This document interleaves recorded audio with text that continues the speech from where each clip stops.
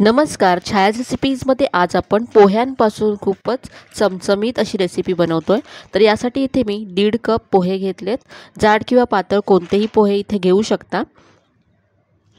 आता पोह्यांमध्ये पाणी घालायचं आहे आणि पोहे स्वच्छ धुवून घ्यायचे।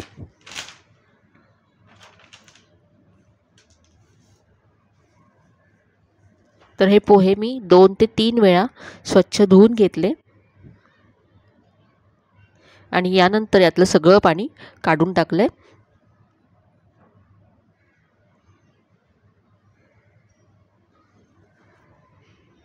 मी हे पोहे असेच बाजूला ठेवले होते 5 मिनिटं, छान सॉफ्ट झालेत।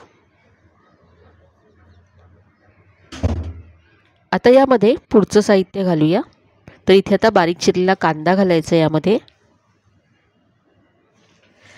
यानंतर आलं आणि लसूण किसून घेतलंय, 4 ते 5 लसणाच्या पाकळ्या आणि अर्धा इंच आलं घेतलंय। यानंतर बारीक चिरलेली हिरवी मिरची यामध्ये घातली आहे। बारीक चिरलेली कोथिंबीर घालायची आहे। यानंतर इथे लाल तिखट घालायचं आहे। यामध्ये आपण हिरवी मिरची सुद्धा घातली आहे, त्यामुळे तिखट तुमच्या चवीप्रमाणे कमी जास्त करा। अर्धा चमचा इथे मी जिरं घातलं। यानंतर अर्धा चमचा आमचूर पावडर घालायची आहे। याऐवजी तुम्ही लिंबाचा रस सुद्धा इथे घालू शकता, 1 चमचा। चवीप्रमाणे मीठ घालायचं आहे। इतकेच मसाले यामध्ये मी घातलेत। आता इथे मी बटाटे घेतलेत। 1 मोठ्या आकाराचा बटाटा शिजवून सोलून असा मी कुस्करून घेतलाय। छोटा जर बटाटा असेल, छोट्या आकाराचे जर बटाटे असतील तर 2 घेतले मध्यम आकाराचे तरी चालतील। आता हे सगळं छान असं एकजीव करून घ्यायचं आहे। पोहे, बटाटे सगळं असं मिक्स करून घेतलं।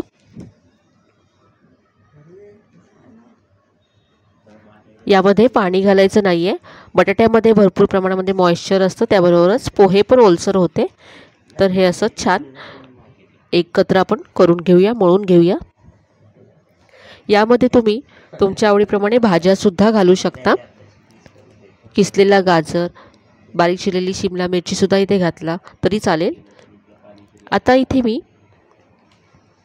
3 मोठे चमचे बेसन घेतलंय। तर हे बेसन आपण बाइंडिंगसाठी घालतोय, म्हणून अगदी कमी घालायचं आहे बेसन।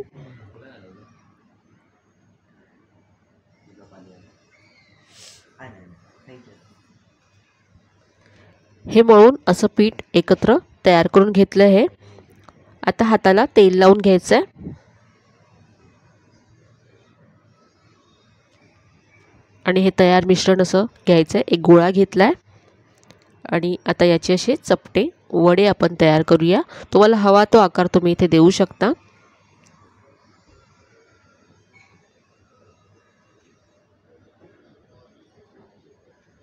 तर इथे पहा, असा मी याचा वडा तयार करून घेतला। आता याच्या सेंटरला आपण इथे चीज घालणार आहोत। तर इथे पहा, चीज घातलंय। चीज न घालता तुम्ही प्लेन वडे सुद्धा बनवू शकता। चीज घालून हे असं बंद करून घेतलं।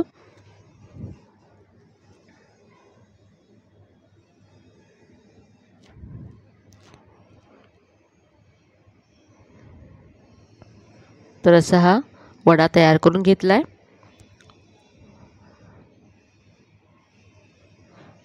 असेच आता आणखी वडे तयार करूया।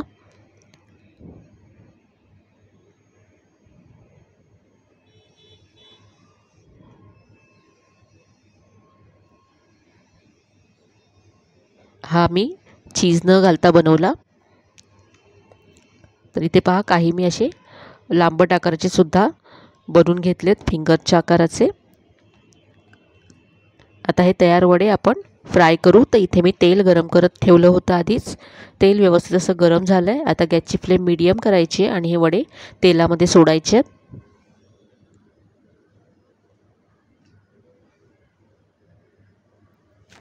अगदी घरी असलेल्या साहित्यामधून ही रेसिपी आपण तयार केली आहे। पोहे आणि मसाले तर आपल्या घरी नेहमीच उपलब्ध असतात, तर झटपट तुम्ही ही रेसिपी तयार करू शकता। चवीला खूपच मस्त लागते। याचा थोडेसे फेस जो वरती येतो तो कमी झाल्यानंतर आपण उलटून घेऊया। तर इथे पहा मस्त असा गोल्डन ब्राऊन रंग आलाय वड्यांना। वडे मी काढून घेते।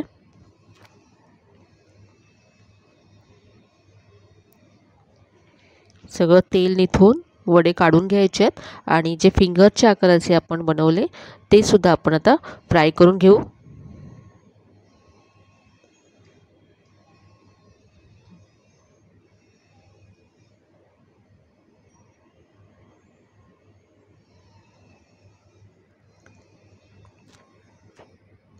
संध्याकाळच्या वेळेस काहीतरी चटपटीत खायचं असेल तर हे वडे तुम्ही बनवू शकता। तुम्हाला हव्या असलेल्या भाज्या घालून तुम्ही याला आणखी चवदार आणि पौष्टिकसुद्धा बनवू शकता। तर हे पहा हे फिंगरसुद्धा फ्राय करून झालेत।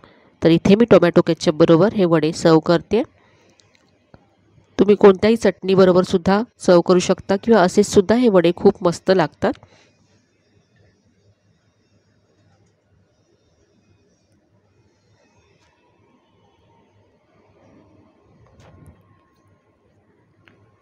हे फिंगर जे आपण फ्राय करून घेतले, तर मुलांच्या टिफिनसाठी सुद्धा तुम्ही हे बनवू शकता किंवा काहीतरी चटपटीत खायचं असेल तर अगदी 10 मिनिटांमध्ये हे वडे तयार होऊ शकतात।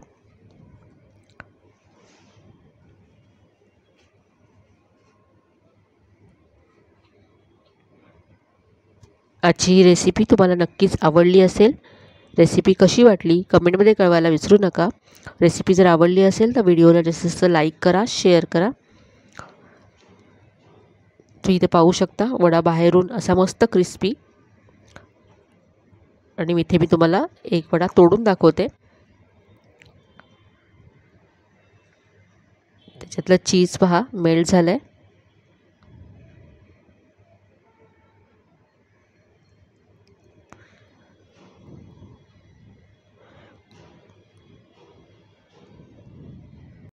चॅनलला अजून सबस्क्राईब केलं नसेल तर नक्की सबस्क्राईब करा। चला तर मग पुन्हा भेटूया अशा छान छान आणि नवीन नवीन रेसिपीसह। तोपर्यंत धन्यवाद।